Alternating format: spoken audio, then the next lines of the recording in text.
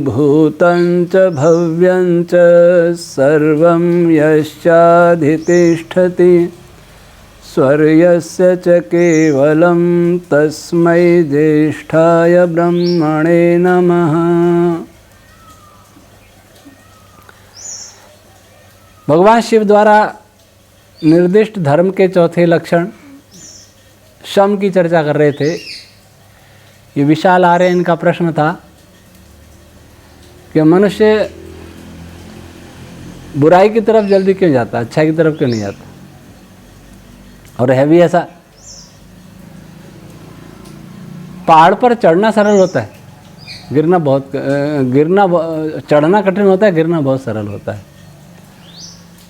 तो ऊपर उठने में बहुत कठिनाई होती है, नीचे उतरने में कोई नीचे तो एक धक्का मारो नीचे आएगा सीधा तलहटी में पहाड़ से, और चढ़ें तो वैसा ही जीवन में भी है। पर कोई कहेंगे, ये कहेंगे फिजिक्स वाले कि नीचे तो ग्रेविटेशन फोर्स है, ये नहीं होता तो नीचे भी नहीं गिरते जल्दी। मैं समझ रहा हूँ क्या कहेंगे इस पर, है कि नहीं ऐसा? ग्रेविटेशन फोर्स नहीं होता तो नीचे भी नहीं गिरते। तब यहाँ कौन सा ग्रेविटेशन फोर्स है जो बुराई की तरफ खींचता है? वो यहाँ भी है फोर्स। कौन सा फोर्स है? अगर वायुमंडल नहीं कहना चाहिए, आकाश में बुराई की तरंगें ज़्यादा हैं, हिंसा की तरंगें ज़्यादा होंगी तो हिंसा की तरफ हमें खींचेंगी, काम की तरंग ज़्यादा होंगी तो काम की तरफ खींचेंगी, क्रोध की तरंग ज़्यादा होंगी तो क्रोध की तरफ खींचेंगी, ईर्ष्या की तरंगें ज़्यादा होंगी तो ईर्ष्या की तरफ। जैसे जैसे संस्कारों की तरंगों की बहुलता है, वैसे वैसे संस्कार हम पर भी हावी होने का प्रयास करें। जैसे होली पे देखा, बच्चे खेलते हैं, पिचकारी मारते हैं, कोई नहीं खेल रहा वो भी भीगेगा ही, वो नहीं खेल रहा, उस पर किसी ने नहीं मारा लेकिन वहाँ से निकलेगा तो वो भी गीला होगा ही। अत्तार इत्र बेचने के पास वाले के पास बैठ जाओ तो सुगंध आएगी ही, हॉस्पिटल में घूम के आ जाओ तो दवाइयों की दुर्गंध आएगी, भले कोई दवाई मत खाओ। संपूर्ण आकाश तत्व मनस तत्व प्रदूषित है। ये हम पर भी बहुत कुछ निर्भर करता है कि हम किसकी संगति कर रहे हैं, रात दिन किसके साथ रहते हैं। आदर्श स्थिति यह है कि हमारे संपर्क वाले सभी सात्विक हों। पहले तो मनस्तत्व जो समष्टि मनस्तत्व आकाश है, उसमें तो दूर दूर की तरंगें भी सारे पृथ्वी वाले क्या सोच रहे हैं, क्या कर रहे हैं, कैसे उन्हें संस्कार हैं, ये भी हमें प्रभाव डालेंगे। चाहे अमेरिका में बैठा हो, चाहे पाकिस्तान के आतंकवादी हों, हिंसा की तरंगें तो ब्रह्मांड को प्रभावित, गैलेक्सियों को प्रभावित करती हैं। तो ये तो देश हैं, इस धरती पर ही हैं, और जो निकटवर्ती होंगे वो ज़्यादा प्रभावित करेंगे। तो होना तो भीष्म पितामह ने कहा है महाभारत में कि कुछ संस्कारी की संगति न करे।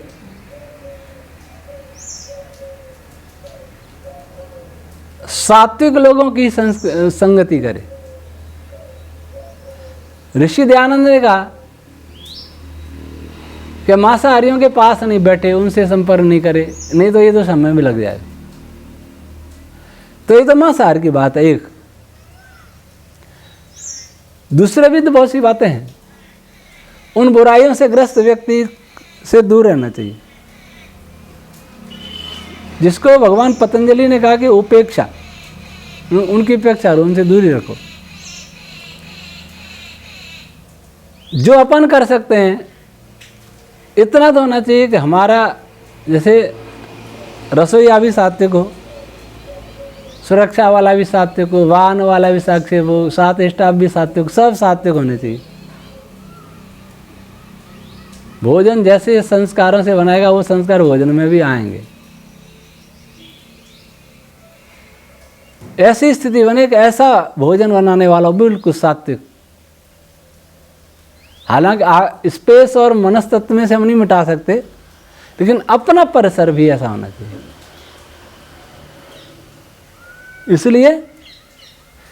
इसलिए बुराई हमें जल्दी खींचती है, क्योंकि सारा मनस्तत्व तामस और राजस भाव से ग्रस्त है, सात्विक कम। ऐसा कभी नहीं होता तामस बिना कम चल जाए। तमोगुण आवश्यक है, रजोगुण आवश्यक है, सत्वगुण आवश्यक है, लेकिन प्रधानता सात्विक होनी चाहिए। तमोगुण नहीं होगा तो नींद ही नहीं आएगी हम, रजोगुण नहीं होगा तो काम ही नहीं कर पाएंगे, एक्टिविटी नहीं होगी, और सत्वगुण नहीं होगा तो ज्ञान का प्रकाश नहीं होगा, सुख और आनंद नहीं होगा।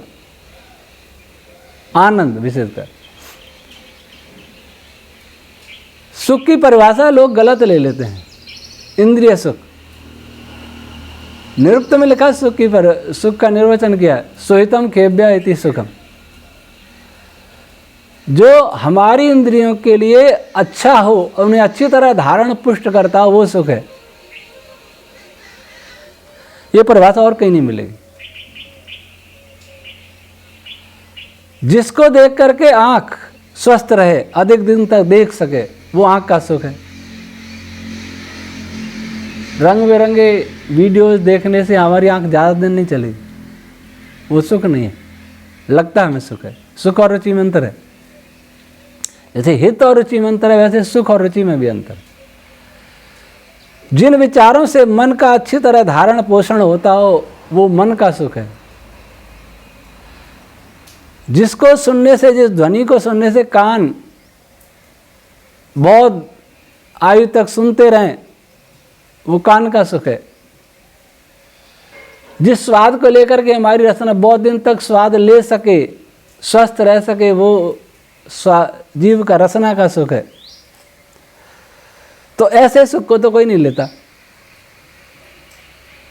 ऐसे सुख को लेना, ऐसे को सुख मानते हैं जो उत्तेजक हो, उस समय अच्छा लगता हो बस। तो सब तरफ बुराई है। अब कल चर्चा रही थी भोजन की। सात्विक, राजस और तामस 3 प्रकार का भोजन होता है। गीता में भी भगवान कृष्ण ने 3 प्रकार का कहा है। गाय का उत्पाद, दूध, दही, घी, छाछ, मक्खन आदि सत्वगुणी है, देशी गाय का। और चावल, मूंग, फल, ये सत्वगुणी हैं।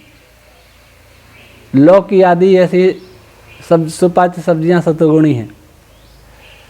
पर इन सत्वगुणियों में भी केमिकल भर के उनको तमोगुणी, रजोगुणी विषैला बना दिया पूरा। पर जितना हो सके हम ऐसा प्रयोग करें। रजोगुणी में आता है मसाले, मिर्च मसाले, ये रजोगुणी में आते हैं। नमकीन, चटपटा, ये रजोगुणी में आता है। मीठा सत्वगुणी में आता है, लेकिन चीनी वीनी नहीं। वास्तव में मीठा तो गुड़ है, शहद है, फल हैं। और तमोगुणी आता है वासा भोजन, लहसुन, प्याज, वासा भोजन और भैंस का उत्पाद, भैंस का दूध, दही, घी। भैंस का दूध पियो और खूब सो, भैंस का दही खाओ, खूब सो। बल बहुत होता है, लेकिन नींद भी खूब लाता है। और ये भी देखिए कि गाय और भैंस में कौन बीमार ज़्यादा पड़ता है। ये भैंस पालते हैं, इनको मालूम है। गाय पालते हैं, गाय भैंस दोनों पालते हैं, उनको अनुभव है। मुझे अनुभव है क्योंकि मैं इस विभाग में रहा। भैंसें ज़्यादा बीमार होती, और भैंस में बुद्धि भी नहीं होती। इनकी भैंस कितनी बार जिधर मुंह उठा उधर ही चल देगी, गाय ऐसे कभी नहीं खोएगी। तो भैंस का दूध, दही, घी खा के क्या होगा, हमारी बुद्धि वैसी होगी। जिसका दूध पिएंगे, माँ के दूध का प्रभाव क्यों पड़ता है, माँ के संस्कारों का प्रभाव क्यों पड़ता है, क्योंकि उसका दूध पिया है। तो भैंस का दूध पिया तो इतने संस्कार तो आएंगे ही। हम आलसी होंगे और बुद्धिहीन होंगे, इतने संस्कार तो आएंगे। और भैंस की प्रतिरोधी, भैंस में बल भले ही ज़्यादा हो, लेकिन रोग प्रतिरोधी क्षमता गाय और बैल में ज़्यादा होती है।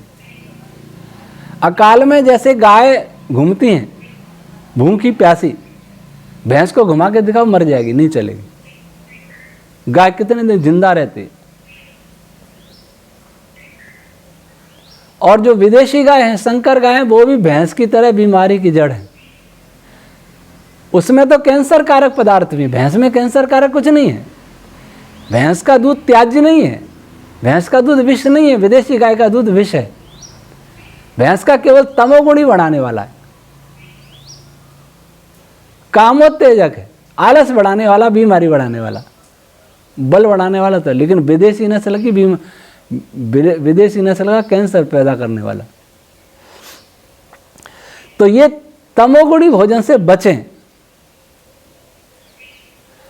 नहीं तो आलस बहुत आता है। कई ऐसे होते हैं उनको सारे दिन रात सुला लो, मना ही नहीं करेंगे, बहुत अच्छा लगेगा।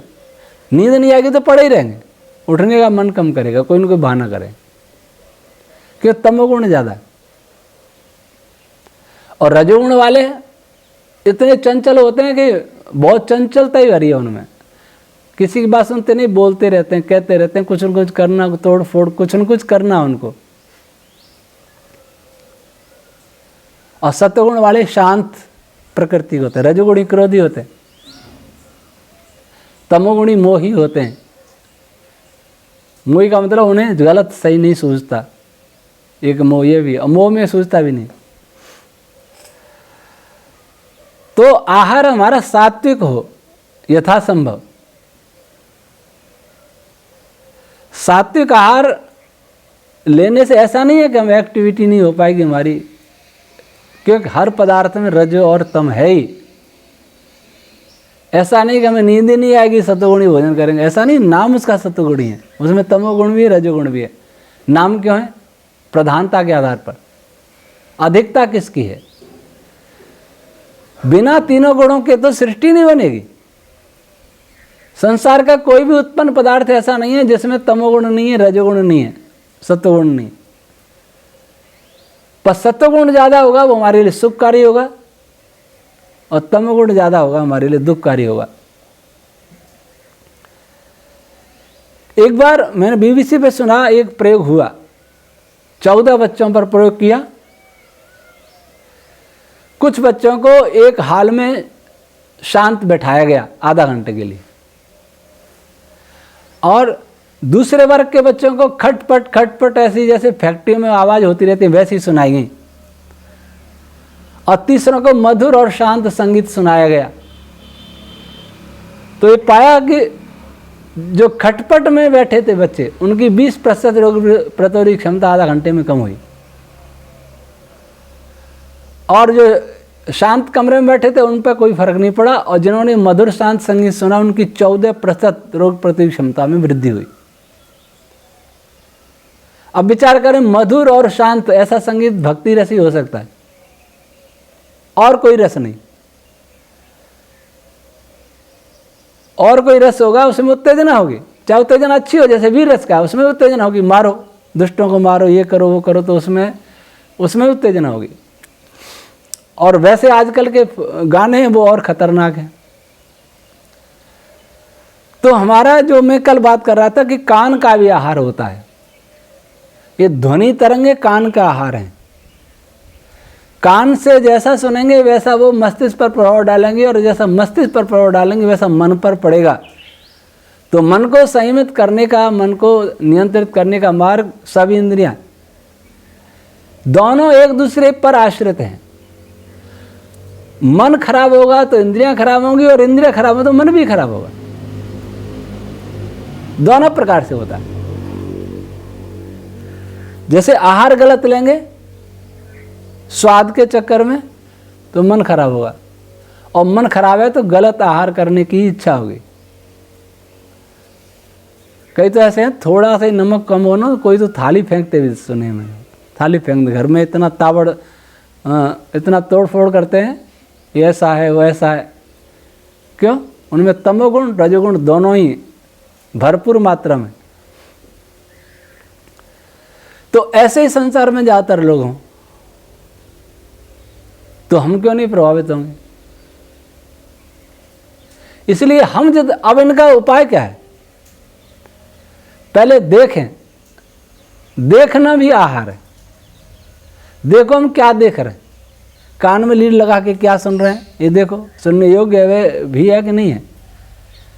मोबाइल या कंप्यूटर किसी से देख रहे हैं, वो क्या देख रहे हैं, क्या वो देखने योग्य है कि नहीं है, खाने योग्य है कि नहीं है, ये सब आहार देख, हर इंद्रियों का आहार देख। इनको शुद्ध करेंगे, इन पर नियंत्रण करें। अब उपाय क्या है इनका नियंत्रण का, इनका तो खैर हमें ही करना है, लेकिन वायुमंडल, ये आकाश मंडल में या मन में जो विचार हैं दूसरे लोगों के, उनसे बचने का क्या उपाय? उनसे बचने का कोई उपाय नहीं, एक ही उपाय साधना, तो बच सकते हैं। वर्षा हो रही है तो छाता लगा लो तो बच जाएंगे। छाता जरूरी है, रेनकोट जरूरी है, वो कोई लगाता नहीं। संध्या का अर्थ यही नहीं है कि सुबह शाम बैठ के संध्या कर ले। सुबह शाम जो बैठे हैं उसमें जो भाव है वो हमारे हर समय रहनी चाहिए। भगवान श्री राम के विषय में महर्षि वाल्मीकि ने कहा है समाधिमान। वो कैसे थे? समाधिमान, प्रतिक्षण समाधि युक्त रहते थे और समाधि में सारे कार्य करते थे। अर्थात उनके पास ऐसा रेनकोट था कि कोई भी बाहरी संस्कार, कोई भी बाहरी विचार उनको छू नहीं सकता था। हर समय ईश्वर के साक्षी में काम करते थे। ईश्वर के साक्षी में कभी कोई गलत नहीं करता और पुण्य ही पुण्य करता है। और ऐसे ही कृष्ण भगवान थे जिनका नाम ही योगेश्वर था विशेषण। तो हमारा जीवन ही पूजा बन जाए। पूजा सुबह शाम है, वो अभ्यास के लिए है, लेकिन अभ्यास से क्या करना? अभ्यास से जीवन को बदलना। जब कोई ऐसा विचार आवे, गलत विचार आवे, तब ईश्वर याद आवे, तो विचार रुक जाएगा और अच्छे विचार आएंगे।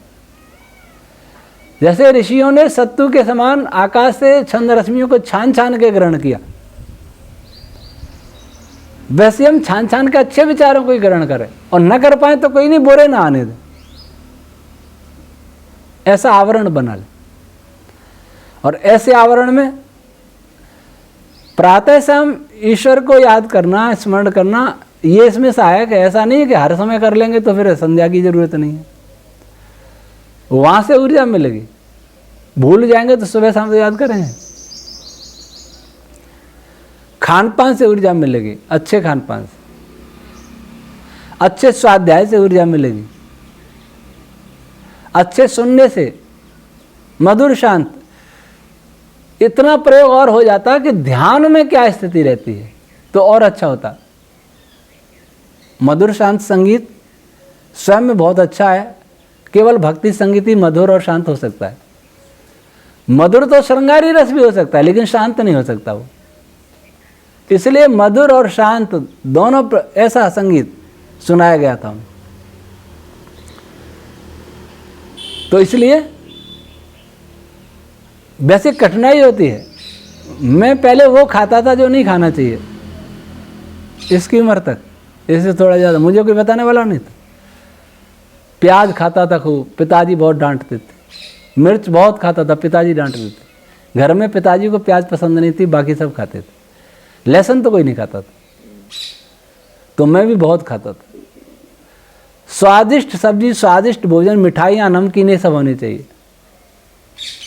और ऐसा कोई बन गया, पालक की सब्जी है, वही पतली पतली, लौकी की सब्जी है, तुरई है, ये रोता था। ऐसा खराब आदत थी। मेरा अनुभव है कि जब तक ऐसा खान पान किया मैं बहुत बीमार रहा।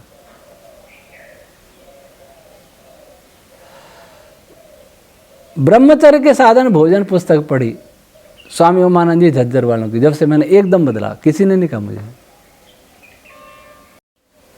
हाँ, एकदम बदला। और ऐसा बदला कि नमक भी छोड़ा। जिस आदमी को चटपटा तीखा बहुत पसंद था, उसने नमक भी छोड़ दिया, किसी ने नहीं कहा, पुस्तक पढ़ के। जो पहली बार जब उबली हुई दाल खाई तो उल्टी जैसी आने लगी उदयपुर में। पढ़ने गए और रास्ते में जयपुर में पुस्तक मिल गई। पुस्तक पढ़ करके मैं लगा कि मुझे जो नहीं करना था वो करता था, और जो करना चाहिए था वो नहीं करता था। जो खाना चाहिए था वो तो नहीं खाता था, और जो नहीं खाना था वो खाता था। एकदम बदला। कुछ लोग सोचते हैं धीरे धीरे बदल जाएंगे, धीरे धीरे वाले कभी नहीं बदलते। जितने भी महापुरुष हुए उनका जीवन एक साथ बदला है। अगर वो पहले बुरा उनका जीवन रहा तो चाहे स्वामी श्रद्धानंद जी देख ले, ऋषि आनंद मूर्ति पूजा करते थे उनको देख ले, एकदम बदले, धीरे धीरे नहीं। कोई कहे शराब धीरे धीरे छोड़ दूंगा, वो कभी नहीं छोड़ पाएगा। वो सोचता है कि ये बोतल रखी इनको तो पी लूँ, वो पी लेगा, फिर सोचेगा कि पार्टी में जाए वहाँ तो पी लूँ, खरीद के नहीं पीऊँगा। एक नई सारे समाज में वो बीड़ी नहीं पीता था, लेकिन फ्री में पिलाए ना तो छोड़ता ही नहीं था। कोई कहे कि बीड़ी पी लो तो तुरंत ले लेता था, वैसे खरीद के नहीं पीता था। तो वैसे लोग नहीं बदलते। तो आज इतनी चर्चा कि मन को नियंत्रित कैसे करें, ये साधारण कार्य नहीं है। इसलिए गीता में अर्जुन ने भी कहा है कि मन बहुत चंचल है। चंचलता को रोकने का उपाय ध्यान, अच्छे ग्रंथों का पठन पाठन और सात्विक भोजन और सात्विक लोगों की संगति। शेष चर्चा कल। ओम शम।